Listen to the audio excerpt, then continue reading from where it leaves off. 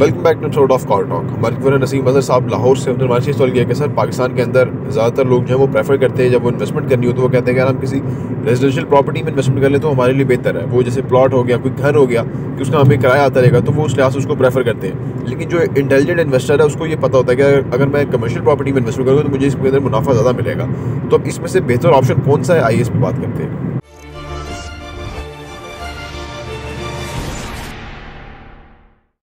अस्सलाम वालेकुम रहमतुल्लाहि व बरकातुहू।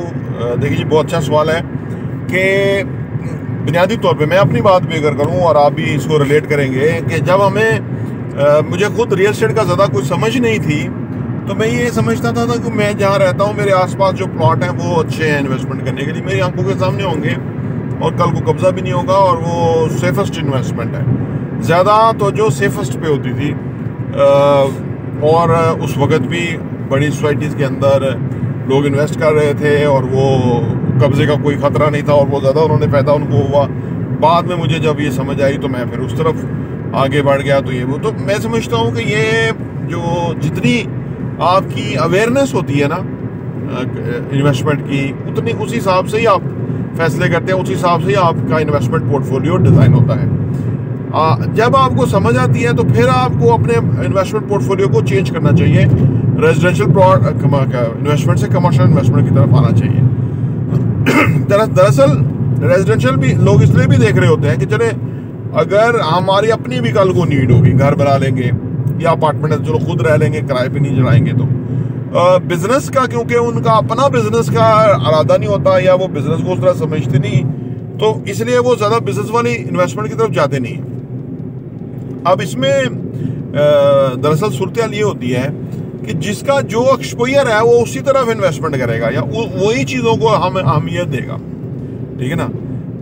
ये ज़रा फ़र्क है। शहरों में आपने देख लें जो जो कमर्शियल बिल्डिंग्स बनती हैं, जो प्योरली कमर्शियल बनती हैं बिल्डिंग्स, और जैसे मैं कहूँ सेंट्रल बिजनेस डिस्ट्रिक्ट में अगर कमर्शियल बिल्डिंग बनती है या उधर ब्लू एरिया के अंदर जो कमर्शियल बिल्डिंग्स हैं ऑलरेडी, तो वो जो लोग उसके एक्सपोजर रखते हैं ना बिजनेस का और वहाँ की रिक्वायरमेंट क्या है, वहाँ का बिजनेसमैन जो किराए पे लेता है ऑफिस, उसकी क्या रिक्वायरमेंट है या वो क्या चाहता है, ठीक है ना। ये थोड़ा सा डिफरेंट अप्रोचेस के ऊपर है। तो वो इस तरह की बिल्डिंग्स बनाते हैं और वो या जिसने कोई कमर्शियल ऑफिस ले लिया फर्ज करें या शॉप ले ली और उसको किराया अच्छा आ रहा है और वो किराया मतलब उसके वो किराया घरेलू यानी रेजिडेंशियल प्रॉपर्टी से ज़्यादा है, जो कि होता ही ज़्यादा है, और उसकी जो रीसेल है वो भी बढ़ रही है, वक्त के साथ तेज़ी से बढ़ रही है, तो उसका ट्रस्ट आ जाता है और वो फिर कोशिश करता है कि रेजिडेंशियल की बजाय कमर्शियल ही प्रॉपर्टी खरीदे।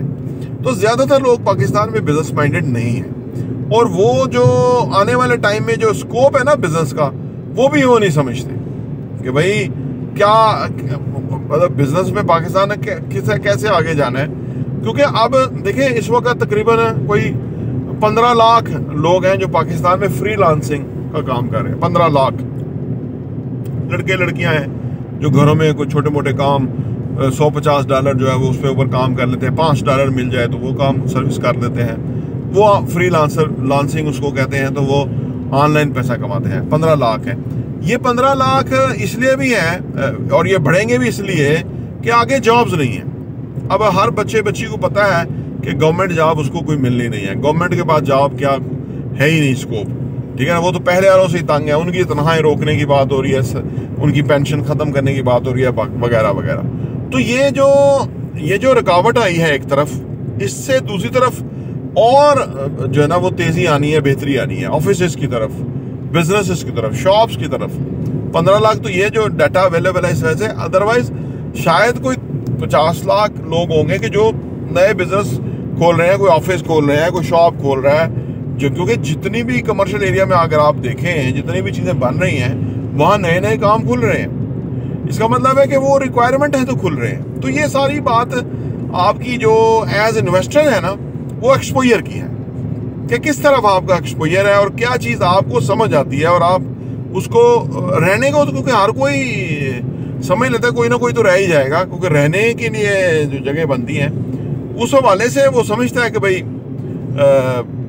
ये कामयाब होंगी, रिहाइशें जो है वो किराए पे भी लग जाएगी। लेकिन जो लोग बिजनेस को समझते हैं, उन्हें पता है कि बिजनेस भी ज़रूर कामयाब होंगे और बिजनेस की तरफ लोग ज़्यादा आएंगे और बिजनेस की जो शॉप्स हैं, ऑफिस हैं, ये आने वाले टाइम में इस तरफ का लोगों का रुझान बढ़ेगा क्योंकि नौकरियों की तरफ रुझान ख़त्म है। तो इस तरफ इन्वेस्टमेंट करना फिजिबल भी है।